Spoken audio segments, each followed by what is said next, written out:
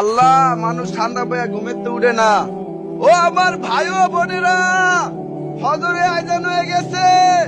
আপনার রবের মহান হুকুম নামাজ, আপনার নবীর চোখের শীতলতা নামাজ। আমার ভাই ও বোনেরা, আসল ঘুম জান্নাতে। এই ক্ষণস্থায়ী শীত পাইয়া আপনার রবের হুকুম কেউ না ছাড়ি। আমার ভাই ও বোনেরা, ঘুমের থেকে নামাজ উত্তম। এই ক্ষণস্থায়ী ঘুমাইয়া চিরস্থায়ী জাহান্নামী না কিনি। এই দুনিয়া এক সময় ছিলাম না, আজকে আছি, এবার এক সময় থাকবো না।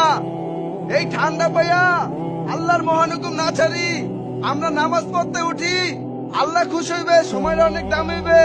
নইলে ঘুমের গোলামি করবেন, চাকরির গোলামি করবেন। আল্লাহর গোলামি করলেন না, আল্লাহর গোলামের গোলামি করলেন।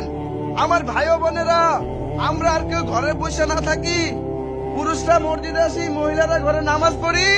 আসসালামু আলাইকুম। ও আল্লাহর বান্দা, নবীর উম্মত, আর কতদিন ঠান্ডা পাইয়া আল্লাহর মহান হুকুম ছাড়বেন? আমার ভাই ও বোনেরা, কিভাবে এই কম্বলের মায়া পইরা, স্ত্রীর মায়া পইরা কম্বল ছেড়ে আল্লাহর ঘর মসজিদে আসেন না? আপনাদের কি হইল?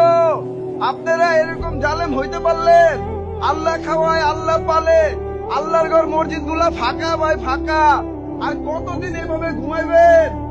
এই এলাকার ভিতরে হাজার হাজার ঘর, 2-4 জনের বেশি হয় না মসজিদে। সবাই শীত পেয়ে ঘুমাইতেছে। ও আমার ভাই ও বোনেরা, উঠেন, ফজরের আয়োজন হয়ে গেছে, নামাজ পড়তে উঠেন।